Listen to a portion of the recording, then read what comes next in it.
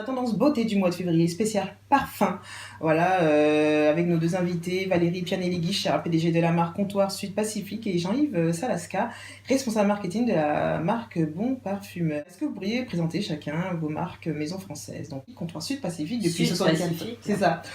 Depuis 1974, racheté en 2011. Expliquez-nous tout ça. Alors, la marque, effectivement, c'est une pionnière dans notre secteur.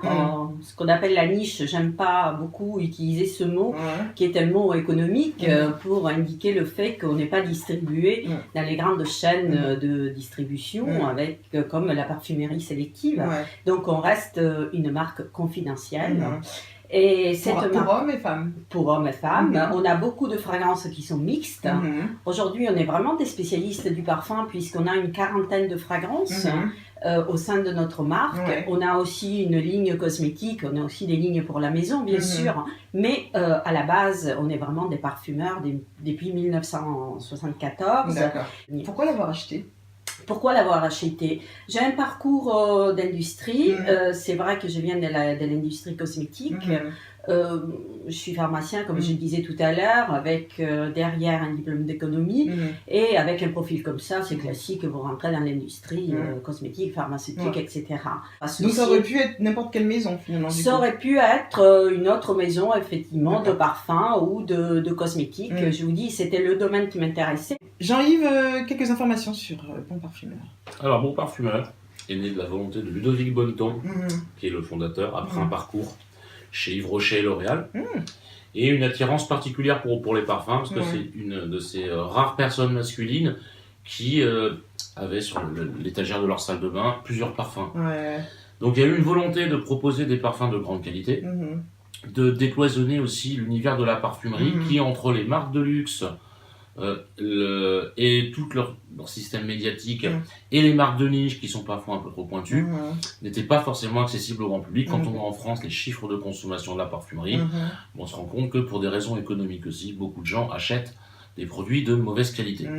Donc il y avait une volonté de faire un produit made in France de qualité et une volonté aussi, on va dire, de donner l'opportunité à chacun d'y avoir accès. Quel est le processus de fabrication de vos parfums? On va commencer par Comptoir Sud Pacifique. Comment vous débutez sur l'idée d'un parfum et comment vous en arrivez jusqu'à la bouteille?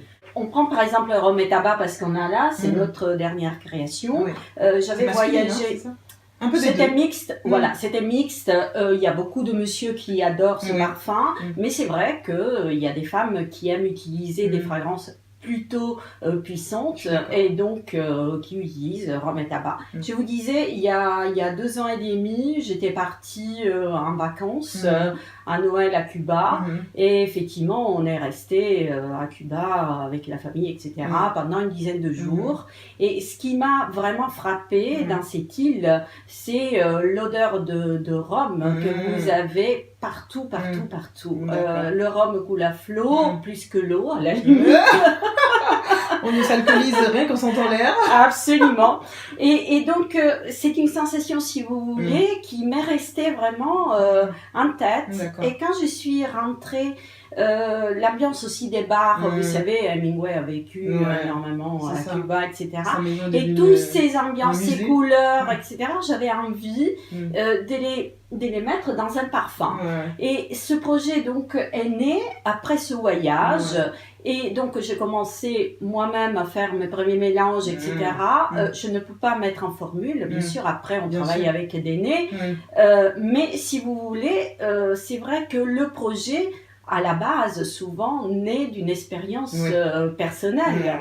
Et ensuite, on travaille avec des nez pour aboutir à une formule. Ça fait combien de temps?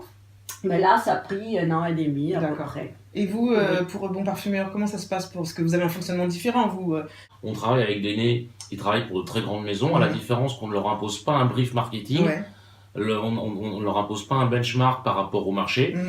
On a fait une classification les floraux, les fruités, les boisés, avec des codes couleurs pour que les gens puissent s'y retrouver. D'accord. Et savoir que il y a des milliards de parfums, mais qu'il y a des grandes catégories. D'accord. Et les grandes catégories, on les a réduites à 15 pour que ce soit à peu près...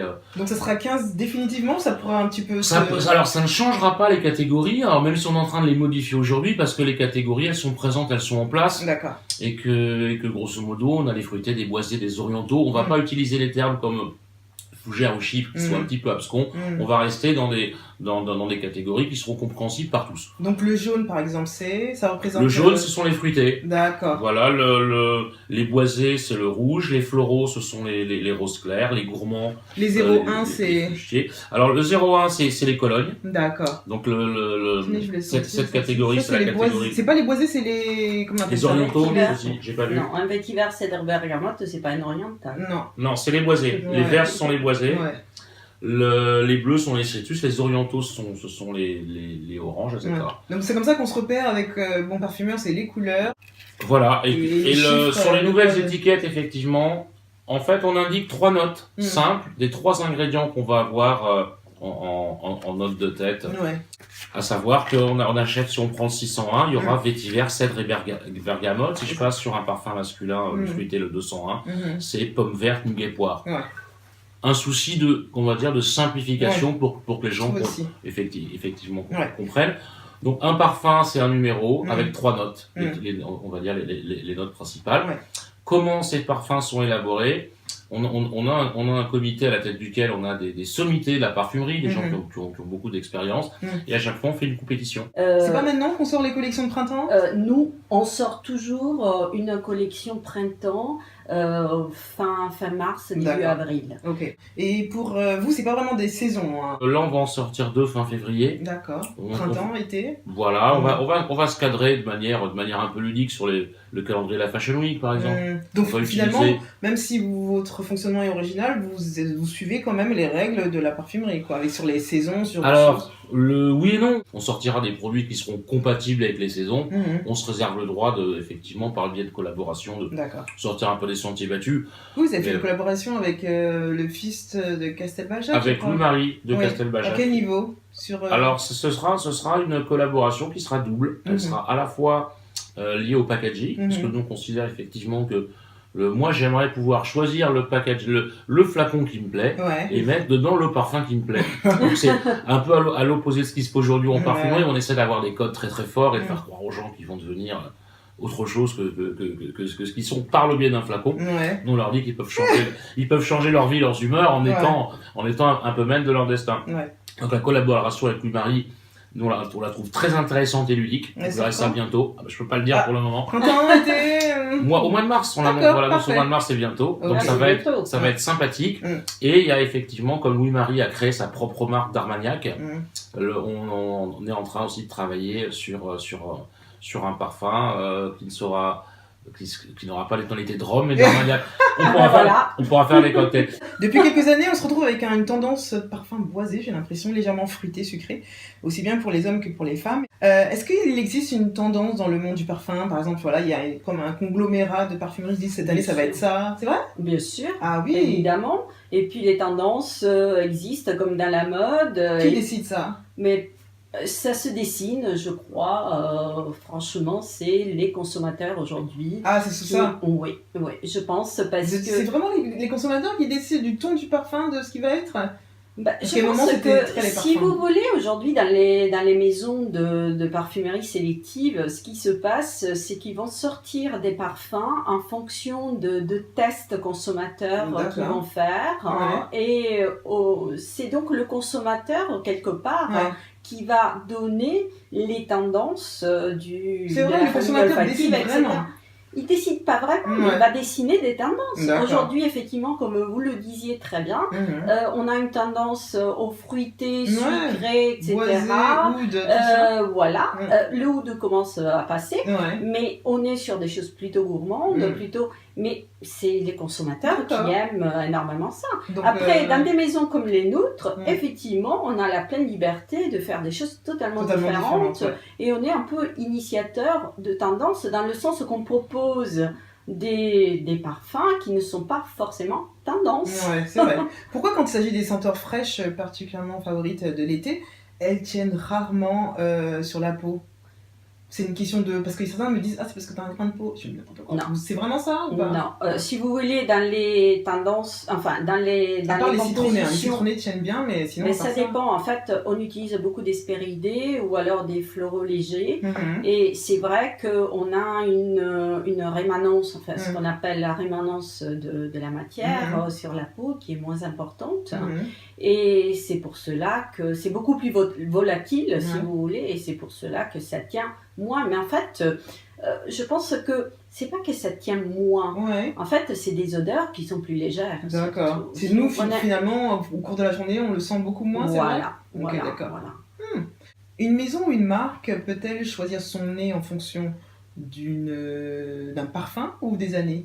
Comment ça se passe? Personnellement, moi, je travaille en fonction de mon projet. Je vais choisir un nez avec qui travailler. D'accord. Je pense que chaque nez a une personnalité, une patte particulière. Et en fonction du projet que l'on veut faire, c'est vrai que je vais travailler avec tel ou tel nez. Je ne me donne absolument pas de limite.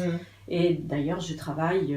on a suffisamment de nez en France, cela nous permet vraiment de varier les expériences. Quel est le processus de création on en a des belles bouteilles sur le plateau, on a les vôtres qui sont un peu en même temps simples, épurées, mais le packaging est original. On a le packaging de la bouteille, on a le packaging. Vous, c'est plutôt bleuté, très sud finalement. Oui, c'est très sud. Voilà, et l'intérieur, après je sais pas si toutes les bouteilles sont de cette manière. Alors, en ce qui nous concerne, comme vous pouvez voir, mais je crois que c'est la même chose, le bon parfumeur, on a des bouteilles qui sont signées d'abord chez nous, donc qui ont été faites avec un moule pour nous. Elles sont toutes les mêmes. D'accord. Donc, pour les 5 ml, pour les 30, les 10, c'est un peu particulier. C'est juste le dessus qui change un peu, parce que des fois c'est très clair, c'est ça? Ou des fois c'est très foncé, non? Alors... des fois on a des bouteilles transparentes, j'ai vu sur votre... On a une série de bouteilles transparentes, mais dans l'ensemble, elles sont toutes avec ce coat en fait, argenté, qui sert à la fois de protection en fait pour la lumière, parce que les matières premières ont tendance, surtout quand on utilise des vanilles, à s'oxyder, et donc c'est une protection. C'est vous qui avez décidé de cette forme-là? Tout à fait. Okay. Combien de temps ça prend pour décider? C'est des réunions que vous faites? Oui, ça nous a. Quand on a décidé de passer de l'estaignon au verre, si vous voulez. Ça a mis pratiquement 2 ans parce que là, vous devez en plus après construire un moule, faire les bouteilles, etc. Donc quand vous faites quelque chose de spécifique, ça prend du temps. Mais ça coûte en général. Cher. C'est vrai? Cher. Le moule coûte cher. C'est le moule qui coûte le plus cher. Et en fait, c'est pour ça que par souci d'économie, après, on passe sur des bouteilles qui sont les mêmes. Parce que, si vous voulez, on ne peut pas se permettre, dans des marques comme les nôtres, de dépenser à chaque fois de l'argent pour faire un moule différent. C'est pareil pour Bon Parfumeur? Alors, nous, c'est le même aussi, de toute façon, un moule. Non, mais c'est pas... Nous, on est passé par le fabricant français qui fait les flacons de meilleure qualité. Donc, c'est un flacon qui est standard. D'accord. Voilà, pour le moment. Et donc, on n'avait pas les moyens et en plus de ça, on est dans une logique où on va proposer différents types de flacons internes. Donc là, vous avez une espèce d'explication sur les numéros, vous avez l'ouverture qui est un peu identique, fermée par une espèce de... Comment vous appelez ça? C'est un bandeau. Un bandeau, voilà. On aimait bien effectivement le côté un peu livre. Exactement, c'est ça. Voilà. Et comment le consommateur doit porter son parfum? On va le porter forcément au point chaud, ce qu'on appelle les points chauds, c'est-à-dire non, on masse pas. Ouais. Le parfum, ça casse. Donc on le vaporise effectivement et on laisse que l'alcool parte, et ensuite là on va sentir les notes de tête, les notes de cœur et les notes de fond. C'est bien, genre. On peut légèrement appuyer si on veut, mais le mieux c'est effectivement que le parfum évolue, que l'alcool.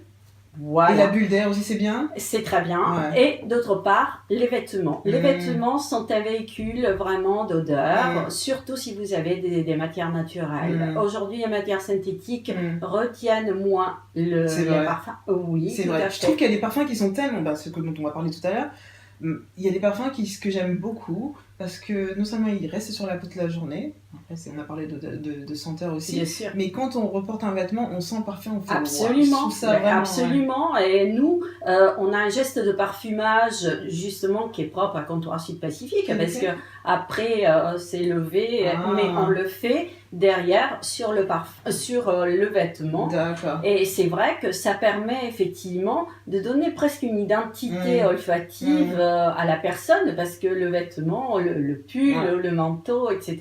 va s'imprégner de cette odeur, et donc on va forcément le reconnaître. On se parfume avant de partir ou un petit peu avant?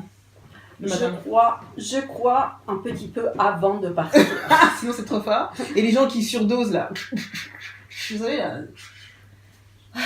Après, chacun fait comme il veut. Si vous voulez, le parfumage, c'est intime. Je pense que s'ils surdosent, c'est que les parfums ne sont pas énormément et qu'ils disent que ça va pas rester. Il y a des gens qui aiment vraiment pour les autres. sentir. Voilà. C'est votre idée aussi, Jean-Yves? Oui, d'autant plus que le collègue Lionel Payès, qui est un journaliste réputé dans le domaine du parfum, qui est en train d'établir une charte à l'usage du grand public pour éviter certains impairs. Effectivement, et on constate parfois quand on est dans un ascenseur au restaurant qu'il y a des gens qui sentent tellement fort que ça vient. Donc dérangeant. Le parfum n'est pas très bon. Et le parfum sur les cheveux, qu'est-ce que vous pensez de ça? C'est Victor Unrolf qui a sorti ça. Oui, tout à fait. Il faut faire attention aux cheveux parce que comme il y a l'alcool, absolument. Donc le cheveu est très poreux. Donc c'est vrai que si vous mettez du parfum sur les cheveux, ça tient très très bien, forcément. Mais l'alcool a tendance à dessécher, et le cheveu il a une gaine, si vous voulez. Donc il faut faire attention à ne pas en mettre sur les cheveux. Et 2 fois par jour, c'est bien. Vous perdrez vos cheveux sinon c'est pas grave. C'est clair. Pour ceux qui veulent éviter d'aller chez le coiffeur, un petit rasage de tête avec du parfum. Faut savoir. Mais sinon... Et donc le parfum 1 fois par jour, 2 fois par jour? Bah pourquoi pas 2 fois, le matin un parfum, le soir une autre. Oui, cela dépend. Si vous voulez, le parfum, j'estime, c'est. Je parle de sens doucher, hein. Si on se dit voilà, le matin je suis au bureau, et puis après le soir je ressors. Mais bien sûr, mais vous pouvez, du fait que vous pouvez les mixer, effectivement, vous pouvez utiliser quelque chose de plus léger, de plus floral la journée, et ensuite le soir le rendre un peu plus oriental si vous rajoutez une vanille ou alors un patchouli, quelque chose de plus fort, on va dire, voilà. Quel type de parfum faut choisir quand on va au bureau, ou quand on sort le soir, ou quand on veut séduire? Quel type de parfum? Mais je pense pas qu'il y a des règles vraiment précises. Le parfum, c'est quelque chose de extrêmement personnel. Il y a des gens qui portent du parfum pour séduire, hein, vous savez. On le voit dans les publicités, là, l'autre avec son axe, là. Absolument. Mais il faut être bien avec un parfum. Après, le parfum, c'est aussi des souvenirs. C'est vrai. Quand on met des odeurs, on fait « Oh là, je me rappelle de ce moment ». Exactement. C'est vrai qu'on est... C'est la Madeleine de Proust. Alors que l'odorat est fondamental pour tout ce qui est facteur émotionnel, même la famille. En fait, on sait que dans l'amour qu'on a pour les siens, c'est aussi les odeurs qu'on a identifiées qui sont les nôtres. Donc j'ai un souvenir, moi, de parfum valiné, de premier amour quand j'étais plus jeune, et je pense qu'il y a un petit côté peut-être régressif dedans. J'ai des senteurs un peu à l'époque. C'était qui Cacharel. Je sais quand ils ont ressorti les parfums il y a quelques années, des collections phares. Ça m'a rappelé les colonies de vacances. Et comme il y avait moins de parfums à l'époque, on les retient plus. C'est vrai qu'aujourd'hui, avec la profusion, c'est difficile, mais nous, on a été marqués par 3 ou 4 parfums. Un homme qui a porté du parfum plus sucré et vanillé, on va dire qu'il est un peu plus sensible, ce genre de choses, par exemple? Non? Non, parce que bien souvent, dans le cas d'un homme, on lui a offert. D'accord. Oui, mais s'il le porte, c'est qu'il aime bien. Oui, mais il y en a plusieurs qui sont là, comme si je vous demandais. Moi, si on porte un parfum qui sent pas bon, je le porte pas. Tout à fait. Est-ce que vous avez essayé de mettre du parfum pour voir comment les gens vont réagir? Non, de se dire, tiens, je mets ça, je vais voir comment les gens réagissent autour de moi. Oui. Alors? Oui. Ça dépend de la sensibilité des gens. Si vous voulez, par exemple, quand on utilise des parfums qui sont très boisés, prenons les ouds, on en a parlé tout à l'heure. Nous, on a une collection de ouds qu'on fait depuis 99, si vous voulez. Et en fait, c'est des parfums, si vous n'avez pas l'habitude de les sentir, c'est très particulier, c'est très puissant, c'est des notes cuirées, boisées, mais vraiment extrême. Et donc, moi, j'ai essayé d'apporter, et en famille, on ne me reconnaissait pas parce que les enfants ont toujours eu l'habitude de me sentir avec d'autres types d'odeurs. C'est vrai, c'est vrai. Donc, effectivement, après, moi, je dirais que généralement, on a tendance à aller toujours dans la même famille olfactive parce que c'est celle qui nous correspond. C'est vrai. Même si on change, si on aime les floraux, on va aller plutôt dans des floraux, mais tout le temps. Est-ce que vous pensez que les parfums de maison, les huiles et les bougies sont-elles des accessoires pour des grandes maisons de luxe ? Ben écoutez, il faut bien sortir des choses pour vendre si on ne vend pas du parfum. Je pense que l'accessoire parfumé pour la maison aujourd'hui, ça a la cote. Les gens aiment bien. Nous, on en fait depuis longtemps et c'est vrai qu'on en vend. Même si notre cœur de métier, c'est le parfum personnel. Après, on vend aussi effectivement des bougies. Les bougies se vendent bien Les bougies se vendent bien sûr. Est-ce que les gens rentrent chez vous en disant je veux acheter un parfum et ils repartent avec une bougie ? Oui. Oui. C'est moins cher ? Pour un cadeau, oui. Pour un cadeau, oui. Et puis parfois, on a aussi les gens qui rentrent chez nous pour acheter un parfum.